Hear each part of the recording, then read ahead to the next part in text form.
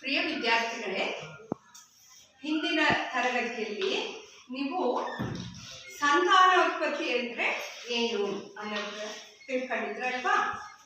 ಒಂದು ಜೀವಿ ಇನ್ನೊಂದು ಜೀವಿಗೆ ಜನ್ಮ ನೀಡುವಂತಹ ಪ್ರಕ್ರಿಯೆಯನ್ನ ನಾವು ಸಂತಾನೋತ್ಪತ್ತಿ ಅಂತ ಕರಿತೀವಲ್ವಾ? ಸೊ ಹಾಗೆ ಏಕಕೋಶೀಯ ಜೀವಿಗಳಲ್ಲಿ ನಡೆಯುವಂತಹ ಸಂತಾನೋತ್ಪತ್ತಿಯ ವಿಧ ಹಾಗೂ ಮಾನವರಲ್ಲಿ ನಡೆಯುವಂತಹ ಸಂತಾನೋತ್ಪತ್ತಿಯ ವಿಧದ ಬಗ್ಗೆ ನೀವು ತಿಳ್ಕೊಂಡಲ್ವಾ? ಸೊ ಹಾಗೆ ನಾವು ಜೀವಿಗಳಲ್ವಾ? ಸೊ ಇಲ್ಲಿ ನಮ್ಮ ತರಗತಿಯಲ್ಲಿ ನೀವೆಲ್ಲ ಒಂದೇ ಥರ ಇದ್ದೀರಾ? ಒಂದೇ ಥರ ಇದ್ದೀರಾ? ಹೋಲಿಕೆ ಇದೆಯಾ? ಇಲ್ಲ ಅಲ್ವಾ? ಸೊ ಹಾಗೆ ನಿಮ್ಮ ಕಿವಿಗಳು ಒಬ್ಬರ ಕಿವಿ ಇನ್ನೊಬ್ಬರ ಕಿವಿ ತರ ಇದೆಯಾ? ಇದೆಯಾ? ಇಲ್ಲ. ಕೆಲವ್ರಿಗೂ ಸ್ವಲ್ಪ ದೊಡ್ಡ ಕಿವಿ ಇರುತ್ತೆ, ಚಿಕ್ಕ ಕಿವಿ ಇರುತ್ತೆ, ಅಥವಾ ಕಿವಿಯ ಹಾಲೆಗಳು ಬೇರೆ ಬೇರೆ ರೀತಿ ಇರ್ತವಲ್ವಾ? ಸೊ ಹಾಗೆ ಮೂಗು ಅಲ್ವಾ? ಒಬ್ಬರ ಮೂಗು ಒಂದೇ ತರ ಇರಲ್ಲ ಅಲ್ವಾ? ಸೊ ಹಾಗೆ ಅವಳಿ ಜವಳಿಗಳಲ್ಲೂ ಸಹ ಸ್ವಲ್ಪ ಭಿನ್ನತೆಗಳನ್ನ ನಾವು ಕಾಣಬಹುದು. ಅಂದ್ರೆ ಅವ್ರನ್ನ ಒಬ್ಬರನ್ನೊಬ್ಬರನ್ನ ಗುರುತಿಸ್ಲಿಕ್ಕೆ ಸ್ವಲ್ಪ ಭಿನ್ನತೆ ಇರುತ್ತೆ. ಅರ್ಥ ಆಗ್ತಾ ಇದೆಯಾ? ಸೊ ಹಾಗೆ ನಾವು ನಮ್ಮ ತಂದೆ ತಾಯಿಯರನ್ನ ಓದ್ತೀವಿ ಅಲ್ವಾ? ಅಜ್ಜ ಆಗಿರ್ಬೋದು, ಅಥವಾ ತಂದೆ ನೋಡ್ಬೋದು, ತಾಯಿ ನೋಡ್ಬೋದು, ಅಥವಾ ನಿಮ್ಮ ಚಿಕ್ಕಪ್ಪ ಅವರನ್ನು ಸಹ ಓದ್ಬೋದು. ಅಂದರೆ ನೋಡಕ್ಕೆ ಅವ್ರ ರೀತಿ ಇರ್ಬೋದು. ಕೆಲವ್ರದ್ದು ಮೂಗು ನಿಮ್ಮ ತಾತನ ಮೂಗು ಥರ ಇರುತ್ತೆ ಕೆಲವ್ರು ಅಲ್ವಾ? ಸೊ ಇದೆಲ್ಲ ಹೇಗೆ ಸಾಧ್ಯ ಅಂದರೆ ಅದು ಅನುವಂಶೀಯತೆ ಅಂತ ಕರೀತಾರೆ. ಅನುವಂಶೀಯತೆ ಅಂದರೆ ಒಂದು ಪೀಳಿಗೆಯಿಂದ ಇನ್ನೊಂದು ಪೀಳಿಗೆಗೆ ಅನುವಂಶೀಯ ಅಂದರೆ ಗುಣಗಳು ವರ್ಗಾವಣೆ ಆಗುತ್ತೆ. ಸೊ ಈಗ ನಾವು ತಾತನ ಅಥವಾ ಅಜ್ಜಿಯನ್ನು ಓದ್ತೀವಿ ಅಂದರೆ ಅಲ್ಲಿ ಆ ಗುಣಗಳು ಒಂದು ಪೀಳಿಗೆಯಿಂದ ಇನ್ನೊಂದು ಪೀಳಿಗೆಗೆ ವರ್ಗಾವಣೆ ಆಗ್ತದೆ. ಅರ್ಥ ಆಗ್ತಾ ಇದೆಯಾ? ಸೊ ಹಾಗೆ ಅನುವಂಶೀಯ ಕಾಯಿಲೆಗಳು ಸಹ ಒಂದು ಪೀಳಿಗೆಯಿಂದ ಇನ್ನೊಂದು ಪೀಳಿಗೆಗೆ ವರ್ಗಾವಣೆ ಆಗುತ್ತೆ. ಸೊ ಈ ರೀತಿ ಗುಣಗಳು ಒಂದು ಪೀಳಿಗೆಯಿಂದ ಇನ್ನೊಂದು ಪೀಳಿಗೆಗೆ ವರ್ಗಾವಣೆ ಆಗೋದನ್ನ ನಾವು ಅನುವಂಶೀಯತೆ ಅಂತ ಕರಿತೀವಿ. ಸೊ ಈ ದಿನ ನಾವು ಅನುವಂಶೀಯತೆ ಬಗ್ಗೆ ತಿಳ್ಕೊಳ್ಳೋಣ.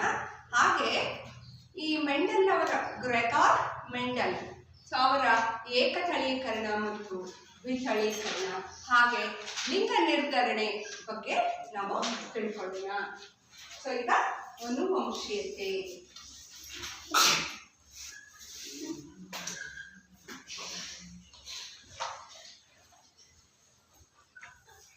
ಸೊ ಇಲ್ಲಿ ಗುಣಗಳು ವರ್ಗಾವಣೆ ಆಗಲಿಕ್ಕೆ ಕಾರಣ DNA. ಸೊ DNA ಅಂದರೆ ಡಿಆಕ್ಸಿ ರೈಬೋ ನ್ಯೂಕ್ಲಿಕ್ ಆಮ್ಲ. ಸೊ DNA ಪ್ರೋಟೀನ್ಗಳಿರ್ತವೆ ಮತ್ತು ಲಕ್ಷೋಪಲಕ್ಷ ಜೀನ್ಗಳು ಅಂದರೆ ವಂಶವಾಹಿಗಳು ಅಂತ ಕರಿತೀವಿ. ಸೊ ಈ ಜೀನ್ಗಳು ಇವು ಅನುವಂಶೀಯ ಗುಣಗಳನ್ನು ಕೊಂಡಿರುತ್ತವೆ. ಸೊ ಹಾಗೆ ನಮ್ಮ ತಂದೆ ತಾಯಿಯರಲ್ಲಿ ಇರುವಂತಹ ಗುಣಗಳು ಸೊ DNA ಇವು ಸ್ವಪ್ರತೀಕರಣ ಅಂತ ಕರಿತೀವಿ. ಅಂದರೆ ಆ ಗುಣಗಳು ಅದರಲ್ಲಿ ಇರುವಂತಹ ಗುಣಗಳು ಏನಾಗ್ತವೆ? ಸ್ವಪ್ರತೀಕರಣ ಅಂದರೆ ನಕಲು ಮಾಡಿಕೊಳ್ಳುತ್ತೆ DNA. ಅಂದರೆ ಇದರ ಅರ್ಥ ಏನು ಅಂದರೆ ಸೊ ಕ್ರೋಮೋಸೋಮ್ಗಳು ಅಥವಾ ವರ್ಣತಂತುಗಳು ಅಂತ ಕರಿತೀವಿ. ಸೊ ಈ ವರ್ಣತಂತುಗಳು ಮಾನವರಲ್ಲಿ 46 ವರ್ಣತಂತುಗಳಿರ್ತವೆ ಅಥವಾ 23 ಜೊತೆ ವರ್ಣತಂತುಗಳು ಇರ್ತವೆ. ಸೊ ಇಲ್ಲಿ ಒಂದೇ ಒಂದು ಜೊತೆ ಇರುವಂತಹ ವರ್ಣತಂತುಗಳು ಅದು ತಂದೆಯಲ್ಲಾಗಿರ್ಬೋದು ಮತ್ತು ತಾಯಿಯಲ್ಲಿ ಆಗಿರ್ಬೋದು. ಈ ಎರಡು ಅನುವಂಶೀಯ ಗುಣಗಳು ಅಥವಾ ಸಂತಾನೋತ್ಪತ್ತಿ ಪ್ರಕ್ರಿಯೆಯಲ್ಲಿ ಭಾಗವಹಿಸೋದು ಒಂದೇ ಜೊತೆ. ಸೊ ಅದು ತಂದೆಯಲ್ಲಿ ಒಂದು ಜೊತೆ ಮತ್ತು ತಾಯಿಯಲ್ಲಿ ಒಂದು ಜೊತೆ. ಸೊ ಹೀಗೆ ಇವು DNA ಸ್ವಪ್ರತೀಕರಣ ಅಂದ್ರೆ ಇಲ್ಲಿ ವರ್ಣತಂತುಗಳು ಏನಾಗ್ತವೆ, ನಕಲು ಮಾಡ್ಕೊಳ್ತವೆ. ಅದೇ ರೀತಿ ಆ ಗುಣಗಳು ಅನುವಂಶೀಯವಾಗಿ ಅಂದ್ರೆ ತಂದೆಯಲ್ಲಿ ಇರುವಂತಹ ಕ್ರೋಮೋಸೋಮ್ಗಳು ಮತ್ತು ತಾಯಿಯಲ್ಲಿರುವಂತಹ ಕ್ರೋಮೋಸೋಮ್ಗಳು ಇವು ಮಗುವಿನಲ್ಲಿ ಅವು ಗುಣಗಳು ವರ್ಗಾವಣೆ ಆಗುತ್ತೆ. ಇದಕ್ಕೆ ಕಾರಣ DNA. ಅರ್ಥ ಆಗ್ತಾ ಇದೆಯಾ? ಸೊ ಈಗ ಮೊದಲನೇದಾಗಿ ಲಿಂಗ ನಿರ್ಧರಣೆ ಬಗ್ಗೆ ನಾವು ತಿಳ್ಕೊಳ್ಳೋಣ. ಸೊ ಈಗಾಗಲೇ ಹೇಳಿದಂತೆ ಮಾನವರಲ್ಲಿ 46 ವರ್ಣತಂತುಗಳು ಅಥವಾ 23 ಜೊತೆ ವರ್ಣತಂತುಗಳು ಅಂತ ಹೇಳಿದ್ವಿ. ಸೊ ಹಾಗೆ ಗಂಡು ಮತ್ತು ಹೆಣ್ಣು. ಸೊ ಗಂಡಿನಲ್ಲಿ ಈಗ ಹುಟ್ಟುವಂತಹ ಮಗು ಗಂಡಾಗಿರುತ್ತೋ ಅಥವಾ ಹೆಣ್ಣಾಗಿರುತ್ತೋ ಅಂತ ನಿರ್ಧರಿಸಲಿಕ್ಕೆ ಒಂದು ಜೊತೆ ವರ್ಣತಂತು ಕಾರಣ ಆಗಿರುತ್ತೆ. ಸೊ ಅದೇ ರೀತಿ ಇದನ್ನ ಲಿಂಗ ನಿರ್ಧರಣೆ ಅಂತ ಕರೀತಾರೆ.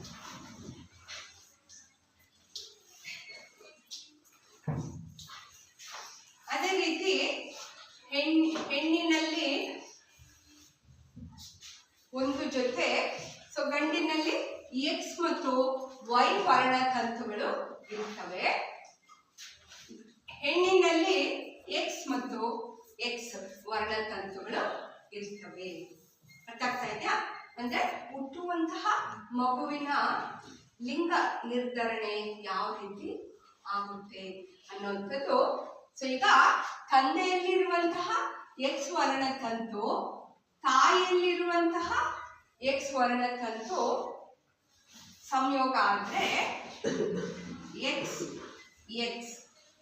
ಸಂಯೋಗ ಆದ್ರೆ ಇದು ಹುಟ್ಟುವಂತಹ ಮಗು ಹೆಣ್ಣಾಗಿರುತ್ತೆ. XX ಆದ್ರೆ ಹೆಣ್ಣು. ಈಗ ತಂದೆಯಲ್ಲಿರುವಂತಹ Y ವರ್ಣತಂತು ಮತ್ತು ತಾಯಿಯಲ್ಲಿರುವಂತಹ X ಮತ್ತು Y ಕ್ರೋಮೋಸೋಮ್ಗಳು ಒಂದಾದ್ರೆ ಅದು ಗಂಡು ಮಗುವಿಗೆ ಜನ್ಮ ನೀಡುತ್ತೆ. ಅರ್ಥ ಆಗ್ತಾ ಇದೆಯಾ? ಸೊ ಇದನ್ನ ಹುಟ್ಟುವಂತಹ ಮಗು, ಸೊ XX ಕ್ರೋಮೋಸೋಮ್ ಆದ್ರೆ ಅದು ಹೆಣ್ಣು ಮಗುವಿಗೆ ಜನ್ಮ ನೀಡುತ್ತೆ. XY ಕ್ರೋಮೋಸೋಮ್ ಆದ್ರೆ ಗಂಡು ಮಗುವಿಗೆ ಜನ್ಮ ನೀಡುತ್ತೆ. ಅರ್ಥ ಆಗ್ತಾ ಇದೆಯಾ? ಸೊ ಈ ರೀತಿ ಇದನ್ನ ನಾವು ಏನಂತ ಕರಿತೀವಿ, ಲಿಂಗ ನಿರ್ಧರಣೆ ಅಂತ ಕರಿತೀವಿ. ಸೊ ಹಾಗೆ ಇಲ್ಲಿ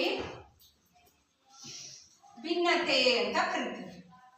ಸೊ ಇಲ್ಲಿ ಭಿನ್ನತೆಗಳು ಯಾಕೆಂದ್ರೆ ಈಗ ಹುಟ್ಟುವಂತಹ ಮಗು ಕೆಲವೊಂದು ತಂದೆ ತಾಯಿಯನ್ನ ಹೋಲಲ್ಲ, ಅಂದ್ರೆ ಅದು ಬೇರೆ ಗುಣಗಳನ್ನ ಹೋಲುವಂತಹ ಸಾಧ್ಯತೆ ಇರುತ್ತೆ.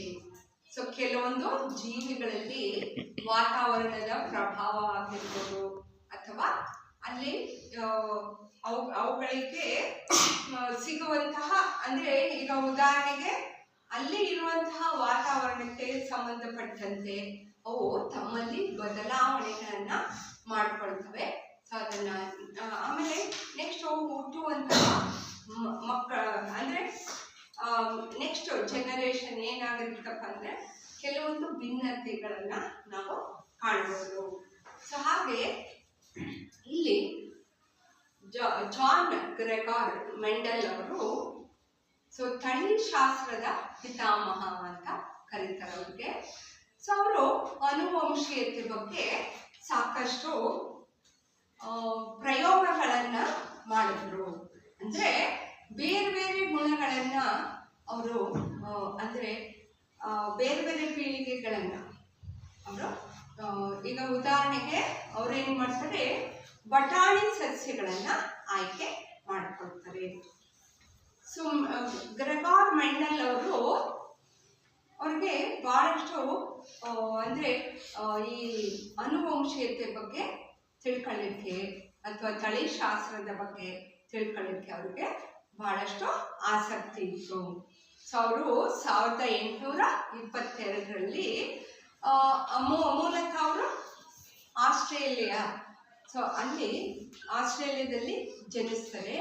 ಸೊ ಹಾಗೆ ಅವರು ತಂದೆನೂ ಅಷ್ಟೇ, ಅವ್ರಿಗೂ ಅಷ್ಟೇ ಈ ಇದ್ರ ಬಗ್ಗೆ ಭಾಳ ಅಂದರೆ ಅನುವಂಶೀಯತೆ ಬಗ್ಗೆ ಎಲ್ಲ ಅವ್ರಿಗೆ ತಂದೆಯವ್ರಿಗೂ ಸಹ ಆಸಕ್ತಿ ಜಾಸ್ತಿ ಇತ್ತು. ಸೊ ಅವರು ಬಡ ಕುಟುಂಬದಲ್ಲಿ ಜನಿಸಿದ್ರು. ಸೊ ಹಾಗೆ ಅವ್ರಿಗೆ ಮುಂದೆ ಓದಲಿಕ್ಕೆ ಅವ್ರಿಗೆ ಸಾಕಷ್ಟು ಬೇರೆ ಬೇರೆ ಈಗ ವಿಜ್ಞಾನದ ಬಗ್ಗೆನೂ ಸಹ ಅವ್ರಿಗೆ ಆಸಕ್ತಿ ಇತ್ತು. ಆದ್ದರಿಂದ ಅವರು ಬೇರೆ ಯೂನಿವರ್ಸಿಟಿಗೆ ಹೋಗ್ಬಿಟ್ಟು ಅವರು ಈ ವಿಜ್ಞಾನ ಮತ್ತು ಭೌತಶಾಸ್ತ್ರದ ಬಗ್ಗೆ ಆಮೇಲೆ ತಳಿಶಾಸ್ತ್ರದ ಬಗ್ಗೆ ಎಲ್ಲ ಅವ್ರಿಗೆ ಆಸಕ್ತಿ ಭಾಳಷ್ಟು ಇತ್ತು. ಸೊ ಹಾಗೆ ಪ್ರೊಫೆಸರ್ ಆಗಿ ಅವರು ಕೆಲಸ ಮಾಡ್ತಾರೆ. ಸೊ ಅದಕ್ಕಿಂತ ಮುಂಚೆ ಅವರ ಆರ್ಥಿಕ ಪರಿಸ್ಥಿತಿ ಅಷ್ಟು ಚೆನ್ನಾಗಿ ಇರಲಿಲ್ಲ. ಸೊ ಅವಾಗ ಅವ್ರೇನು ಮಾಡ್ತಾರೆ, ಒಂದು ಆಶ್ರಮಕ್ಕೆ ಸೇರ್ಕೊಳ್ತಾರೆ, ಅಂದರೆ ಪಾದ್ರಿಯಾಗಿ ಕೆಲಸ ಮಾಡ್ತಾರೆ.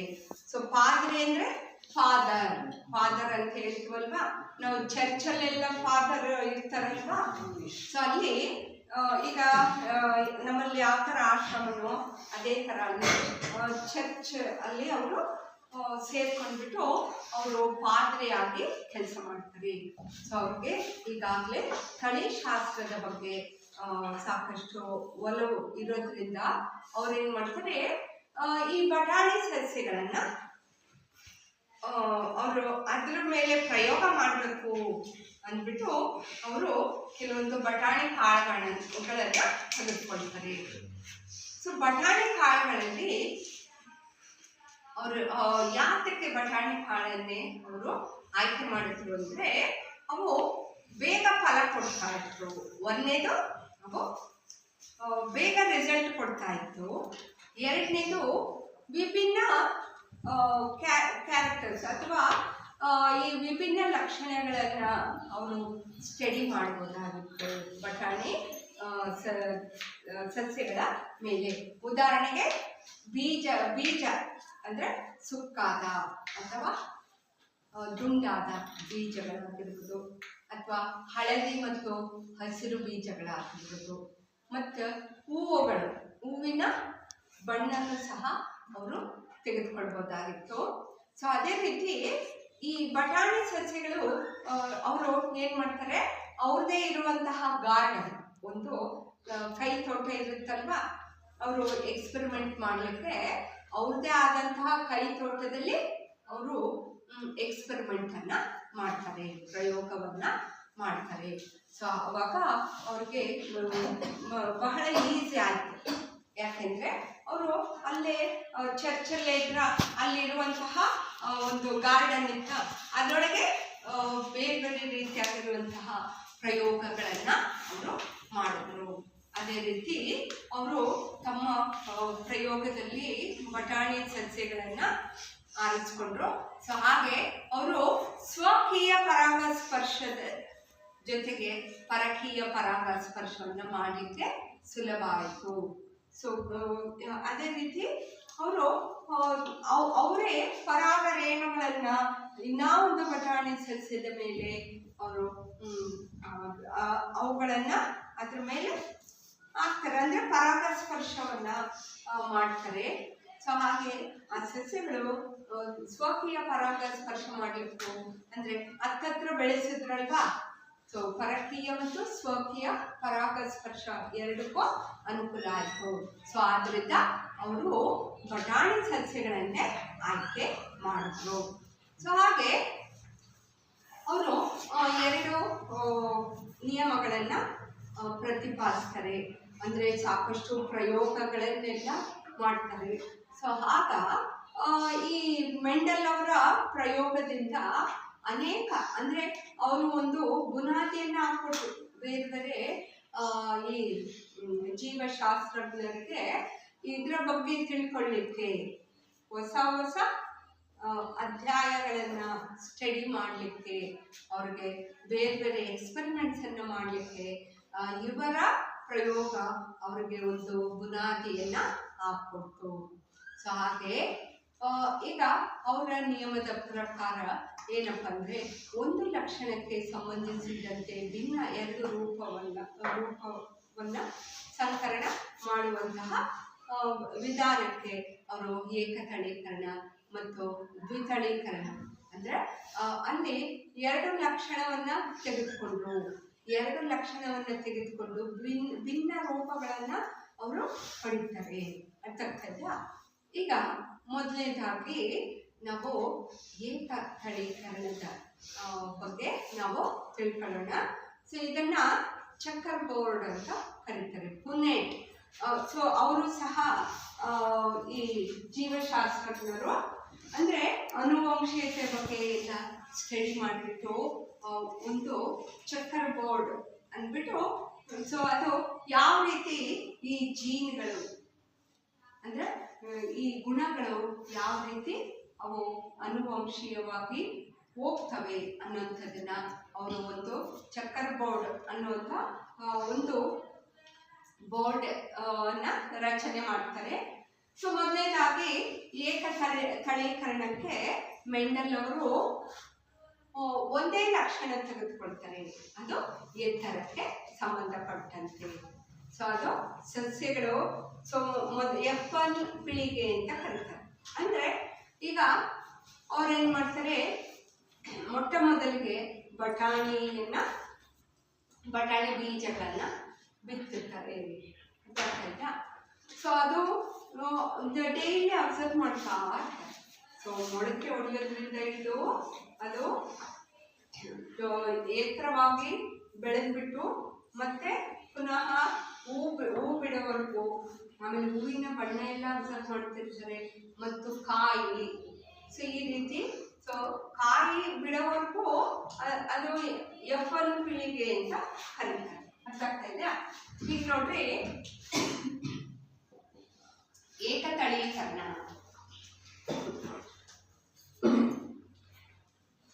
ಸೊ ಇಲ್ಲಿ ಹೆಸರಲ್ಲೇ ಇರುತ್ತಲ್ವಾ, ಒಂದೇ ಲಕ್ಷಣ, ಒಂದೇ ಲಕ್ಷಣ.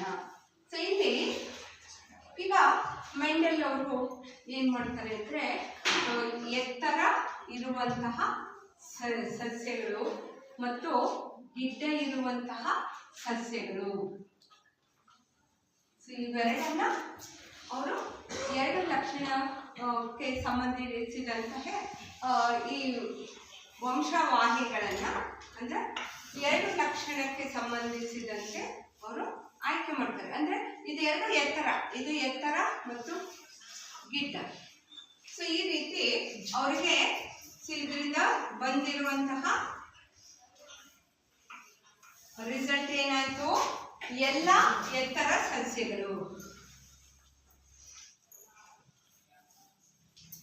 ಸೊ ಯಾಕೆ ನಾವು ಇದನ್ನ ಎತ್ತರ ಅಂತ ತೆಗೆದುಕೊಳ್ತೀವಿ ಅಂದ್ರೆ, ಸೊ ಪ್ರಬಲ ಲಕ್ಷಣ ಇದೆ.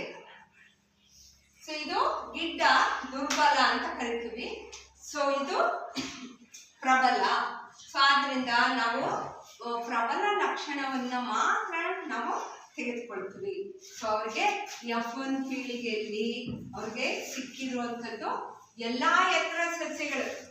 ಸೊ ಫಸ್ಟ್ ಏನ್ ಮಾಡ್ತಾರೆ, ಬೀಜಗಳನ್ನ ಬಿತ್ತುತ್ತಾರಲ್ವಾ, ಬೀಜ ಬಿತ್ತಿದ್ಮೇಲೆ ಸಸಿ ದೊಡ್ಡದಾಗುತ್ತೆ, ದೊಡ್ಡದಾದ್ಮೇಲೆ ಕಾಯಿ ಬಿಡುತ್ತೆ. ಸೊ ಕಾಯಿಯನ್ನ ಅವರು ಅಬ್ಸರ್ವ್ ಮಾಡಿ ನೋಡ್ತಾರೆ. ಅಲ್ಲಿ ಬೀಜ ಬಿತ್ತನೆ ಮಾಡಿರ್ತಾರಲ್ವಾ, ಸೊ ಎರಡನ್ನ ಸಂಕಲನ ಮಾಡ್ತಾರಲ್ವಾ, ಅವಾಗ ಎಲ್ಲಾ ಎತ್ತರ ಸಸ್ಯಗಳು ಬಂದ್ವು. ಸೊ ನೆಕ್ಸ್ಟ್ ಅವ್ರೇನ್ ಮಾಡ್ತಾರೆ, ಇವುಗಳಿಂದ ಬಂದಿರುವಂತ ಬೀಜಗಳನ್ನ ಮತ್ತೆ ಬಿತ್ತನೆ ಮಾಡ್ತಾರೆ. ಅರ್ಥ ಆಗ್ತಾ ಇದೆಯಾ? ಸೊ ಅವಾಗ ಅವ್ರಿಗೆ ಬಂದಿರುವಂತಹ ಸಸ್ಯಗಳು ಮತ್ತು ಅದರ ಅನುಪಾತ ಏನು ಅನ್ನೋದನ್ನ ನಾವು ತಿಳ್ಕೊಳ್ಳೋಣ. ಸೊ ಇದು F1 ಪೀಳಿಗೆಯಲ್ಲಿ ಅವ್ರಿಗೆ ಎಲ್ಲಾ ಸಸ್ಯಗಳು ಎತ್ತರ ಸಸ್ಯಗಳಾಗಿದ್ವು. ಸೊ ನೆಕ್ಸ್ಟ್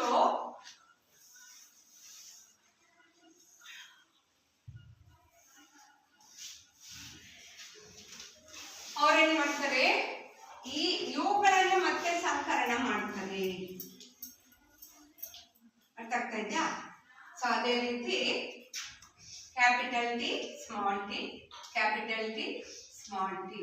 ಸೊ ಈ ರೀತಿ ಅವ್ರು ಏನ್ ಮಾಡ್ತಾರೆ, ಮತ್ತೆ ಆ ಗಿಡಗಳನ್ನ ಮತ್ತೆ ಪುನಃ ಅವುಗಳಿಂದ ಬರುವಂತ ಬೀಜವನ್ನ ಮತ್ತೆ ನೆಡ್ತಾರೆ. ಇದು F2 ಪೀಳಿಗೆ ಅಂತ ಕರಿತೀವಿ. ಅರ್ಥ ಆಗ್ತಾ ಇದೆಯಾ? ಸೊ ಆದ್ರಿಂದ ಕ್ಯಾಪಿಟಲ್ ಟಿ ಟಿ ಟಿ ಅಂತ ಬರ್ತದೆ. ಸೊ ನೆಕ್ಸ್ಟ್ ಕ್ಯಾಪಿಟಲ್ ಟಿ ಇಂದ small T, capital T small T. So next small T capital T, so capital T small T. So ಇದು ನಾವು ಮಲ್ಟಿಪ್ಲೈ ಮಾಡಿದ್ರೆ ಸೊ ಇದನ್ನ ಪುನೆಟ್ ಚಕ್ಕರ್ ಬೋರ್ಡ್ ಅಂತ ಕರಿತೀವಿ. ಸೊ ಇದನ್ನ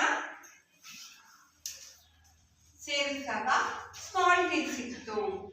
ಸೊ ಆಗ್ಲೇ ಏನ್ ಹೇಳಿದ್ವಿ, ಯಾವುದು ಪ್ರಬಲ ಗುಣ ಇದ್ರೆ ಅದು ಮಾತ್ರ ವ್ಯಕ್ತ ಆಗುತ್ತೆ.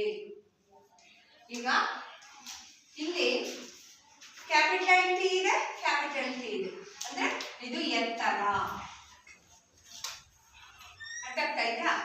ಸೊ ಇಲ್ಲಿ ಕ್ಯಾಪಿಟಲ್ ಟಿ ಇದೆ, ಸ್ಮಾಲ್ ಟಿ ಇದೆ. ಕ್ಯಾಪಿಟಲ್ ಟಿ ಇದ್ರೆ ಅದೇ ಪ್ರಬಲ, ಸೊ ಅದೇ ಆ ಗುಣನೇ ವ್ಯಕ್ತ ಆಗೋದು.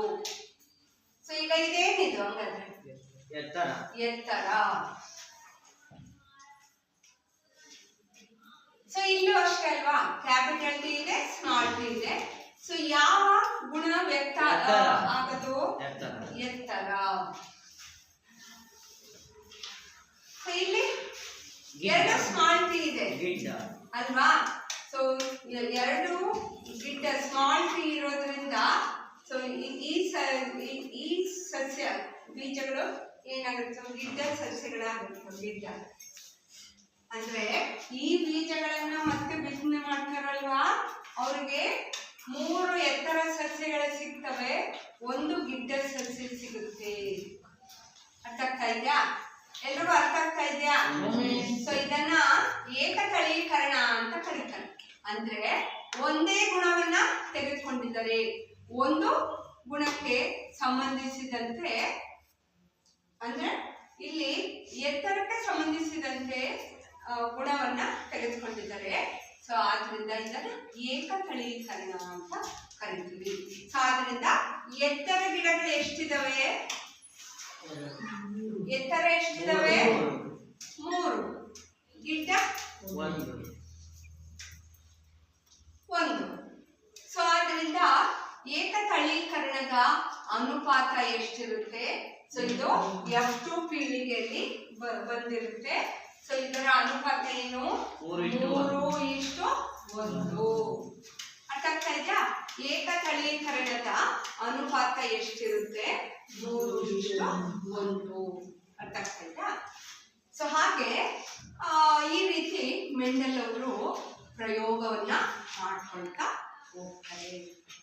ಆಮೇಲೆ ಅವ್ರಿಗೆ ಈ ರೀತಿ ಅಂದ್ರೆ ಮತ್ತೆ ಬೇರೆ ಬೇರೆ ಲಕ್ಷಣಗಳನ್ನ ತೆಗೆದುಕೊಳ್ಬೇಕು ಅಂದ್ಬಿಟ್ಟು ಅವ್ರಿಗೆ ಮತ್ತೆ ಭಿನ್ನ ಲಕ್ಷಣಗಳನ್ನ ತೆಗೆದುಕೊಳ್ತಾರೆ. ಅಂದ್ರೆ ಈಗ ಇದು ಒಂದೇ ಲಕ್ಷಣಕ್ಕೆ ಸಂಬಂಧಿಸಿದಂತೆ ಅವರು ಎಕ್ಸ್ಪೆರಿಮೆಂಟ್ ಅನ್ನ ಪ್ರಯೋಗವನ್ನ ಮಾಡಿದ್ರು. ಈಗ 2 ಲಕ್ಷಣಕ್ಕೆ ಸಂಬಂಧಿಸಿದಂತೆ ಪ್ರಯೋಗವನ್ನ ಮಾಡ್ತಾರೆ. ಸೊ ಅದನ್ನ ನಾವು ದ್ವಿತಳೀಕರಣ ಅಂತ ಕರಿತೀವಿ. ಅರ್ಥ ಆಗ್ತಾ ಇದೆಯಾ? 2 ಲಕ್ಷಣವನ್ನ ತೆಗೆದುಕೊಳ್ತಾರೆ. ಸೊ ಅದು ಏನು ಅಂದ್ರೆ ಬೀಜಕ್ಕೆ ಸಂಬಂಧಿಸಿದಂತೆ, ಆಮೇಲೆ ಬೀಜದ ಬಣ್ಣಕ್ಕೆ ಸಂಬಂಧಿಸಿದಂತೆ 2 ಲಕ್ಷಣಗಳನ್ನ ಅವರು ತೆಗೆದುಕೊಳ್ತಾರೆ. ಸೊ ಈಗ ಅವರು RRYY ದುಂಡನೆ ಹಳದಿ, ದುಂಡನೆ ಹಳದಿ. ನೆಕ್ಸ್ಟ್ ಸುಕ್ಕಾದ ಹಸಿರು, ಸುಕ್ಕಾದ ಹಸಿರು. ಅವ್ರೇನ್ ಮಾಡ್ತಾರೆ, ದುಂಡನೆ ಹಳದಿ ಬೀಜವನ್ನ ತೆಗೆದುಕೊಳ್ತಾರೆ. ಅಂದ್ರೆ ಇಲ್ಲಿ ಸೈಜ್ ದುಂಡು ಮತ್ತು ನೆಕ್ಸ್ಟ್ ಸುಕ್ಕು. ಅಂದ್ರೆ ಇಲ್ಲಿ ಬೀಜ ದುಂಡಾಗಿರುತ್ತೋ ಸುಕ್ಕಾಗಿರುತ್ತೆ. ಸೊ ಇದು ಒಂದು ಲಕ್ಷಣ ತೆಗೆದುಕೊಳ್ತಾರೆ. ನೆಕ್ಸ್ಟು ಹಸಿರು ಬೀಜನೋ ಅಥವಾ ಹಳದಿ ಬೀಜ ಕಲ್ಲರ್, ಬೀಜದ ಕಲ್ಲರು ಮತ್ತು ಆ ಬೀಜದ ಲಕ್ಷಣ ಯಾವ ರೀತಿ ಇರುತ್ತೆ, ದುಂಡಗಿದೆಯ ಸುಕ್ಕಾಗಿರುತ್ತೋ ಅನ್ನೋಂಥದ್ದು ಎರಡು ಭಿನ್ನ ಲಕ್ಷಣಗಳನ್ನ ಅವರು ತೆಗೆದುಕೊಳ್ತಾರೆ. ಅರ್ಥ ಆಗ್ತಾ? ಸೊ ಆಗಲೂ ಅಷ್ಟೇ ಎಫನ್ ಪೀಳಿಗೆಯಲ್ಲಿ ಅವರಿಗೆ ಏನು ಬರುತ್ತೆ, ಎಲ್ಲ ದುಂಡನೆ ಹಸಿರು ಬೀಜಗಳು, ಆಮೇಲೆ ಸುಕ್ಕಾದ ಹಸಿರು, ಇವೆಲ್ಲ ಯಾವ ರೀತಿ ಅವ್ರಿಗೆ ಬರುತ್ತೆ ಮತ್ತು ಅನುಪಾತ ಏನು ಅನ್ನೋದನ್ನ ಸೊ ಅವರು ಎರಡೆಡೆ ತೆಗೆದುಕೊಳ್ತಾರೆ. ಸೊ ಈ ರೀತಿ ಪುನೆಟ್ ಚಕ್ಕರ್ ಬೋರ್ಡ್ ಇದಕ್ಕೂ ಸಹ ನಾವು ಹಾಕ್ಬಿಟ್ಟು ಯಾವ ರೀತಿ ಅದರ ಲಕ್ಷಣ ಬರುತ್ತೆ ಅನ್ನೋಂಥದ್ದನ್ನ ನಾವು ನೋಡೋಣ. ಸೊ ಇದು ನಾವು ನೋಡ್ತಾ ಇರೋದು ದ್ವಿತಳೀಕರಣದ ಲಕ್ಷಣ.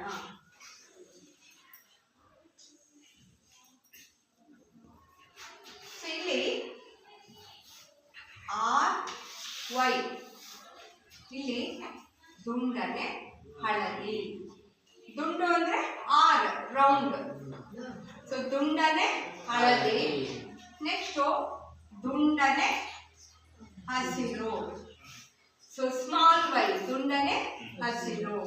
So next small r capital Y. So ಈಗ ಬೇರೆ ಬೇರೆ ಭಿನ್ನ ಲಕ್ಷಣಗಳನ್ನ ತೆಗೆದುಕೊಳ್ತಾರೆ. ಸೊ ಅದರ ಯಾವ ರೀತಿ ಇದೆ ಅಂತ ನಾವು ತಿಳ್ಕೊಳ್ಳೋಣ. ಸೊ ಸ್ಮಾಲ್, ಈಗ ಸುಕ್ಕಾದ ಹಸಿರು. ಸೊ ಇಲ್ಲೂ ಅಷ್ಟೇ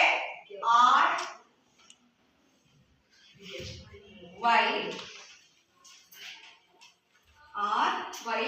ಸೊ ಇದನ್ನೇ ಇಲ್ಲಿ ಬರ್ಕೋಬೇಕು, small RY. So next small RY.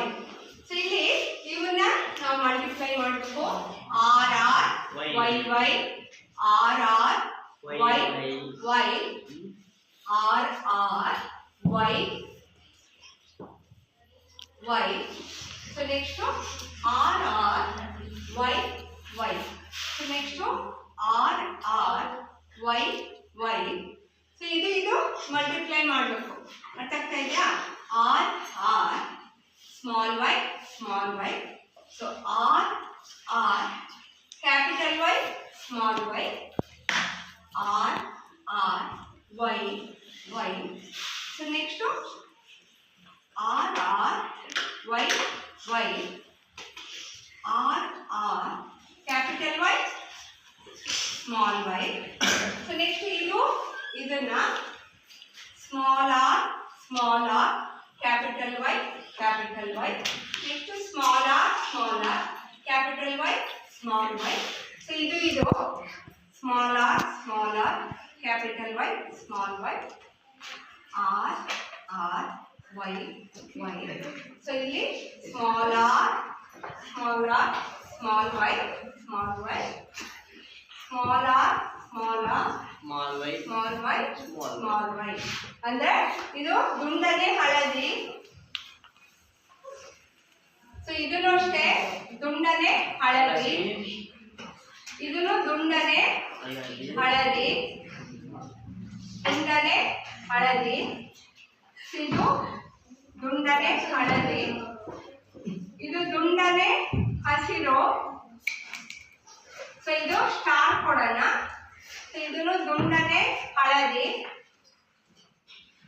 ಇದು ದುಂಡನೆ ಹಸಿರು, ಸ್ಟಾರ್ ಹಾಕೋಣ. ಸೊ ದುಂಡನೆ ಹಳದಿ ಇದನ್ನು,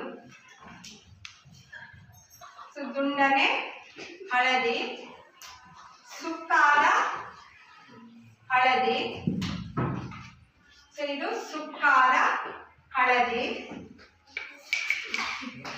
ಇದನ್ನು ದುಂಡನೆ ಹಳದಿ, ದುಂಡನೆ ಹಸಿರು. ಸೊ ಸ್ಟಾರ್ ಹಾಕೋಣ. ಸೊ ದುಂಡನೆ ಹಸಿರು,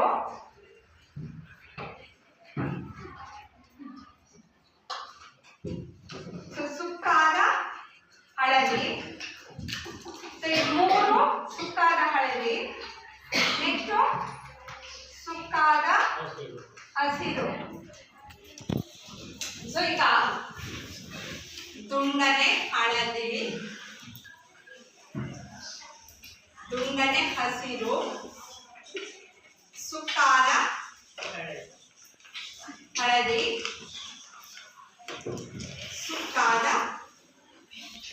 ಹಸಿರು. ಆಯ್ತಾ? ಇಲ್ಲಿ ನೋಡ್ರಿ, ದುಂಡನ ಹಳದಿ 1 2 3 4 5 6 7 8 9. ಸೊ ದುಂಡನೆ ಹಸಿರು ಸ್ಟಾರ್ ಹಾಕ್ತಿಲ್ಲ. 1 2 3. ಸೊ ಸುಕ್ಕಾದ ಹಸಿರು ಇಲ್ಲಿದೆ ನೋಡ್ರಿ. ಸುಕ್ಕಾದ ಹಳದಿ, ಸೊ ಅದನ್ನು 3 ಇದೆ. ನೆಕ್ಸ್ಟ್ ಸುಕ್ಕಾದ ಹಸಿರು ಎಷ್ಟಿದೆ? 1 ಇದೆ. ಜೀವನ್ ಮುಂದೆ. ಸೊ ಇದು ಈಗ ನಮಗೆ ದೊರೆತಿರುವಂತಹ ದ್ವಿತಳೀಕರಣದ ಅನುಪಾತ ಎಷ್ಟು? 9:3:1. ಅರ್ಥ ಆಗ್ತಾ ಇದೆಯಾ?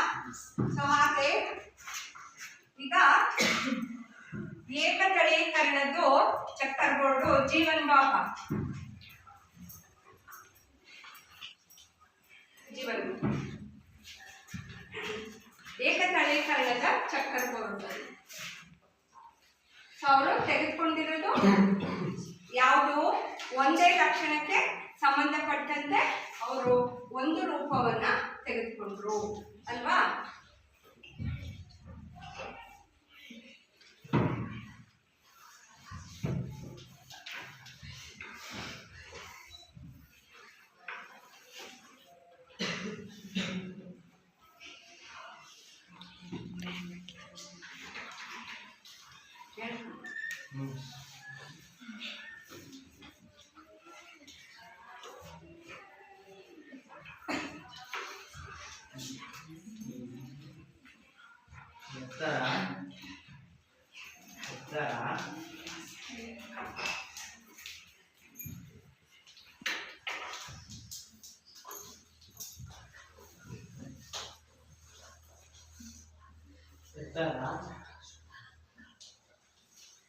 ಗಿಡ್ಡ ಒತ್ತು ಎತ್ತರ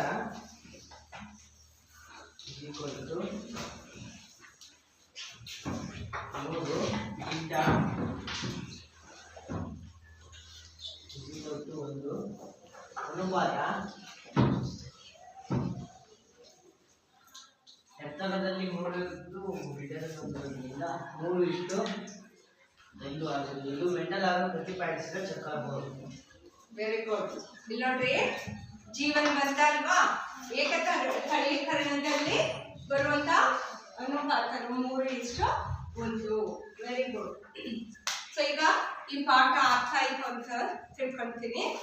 ಸೊ ಕಾವ್ಯ, ಏಕತಳೀಕರಣದಲ್ಲಿ ಉಂಟಾಗುವಂತಹ ಅನುಪಾತ ಎಷ್ಟಮ್ಮ? 3:1. ನೆಕ್ಸ್ಟ್ ಗಣೇಶ, ದ್ವಿತಳೀಕರಣದಲ್ಲಿ ಉಂಟಾಗುವಂತಹ ಚಕ್ಕರ್ ಬೋರ್ಡ್ 9:3:3:1.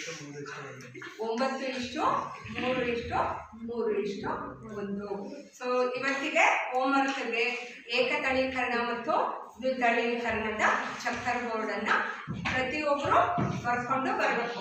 ಅರ್ಥ ಆಯ್ತು? ಮತ್ತೆ ಪಾಠ ಅರ್ಥ ಆಗಿದೆ ಅಂತ ತಿಳ್ಕೊಳ್ತೀನಿ. ನಮಸ್ಕಾರ.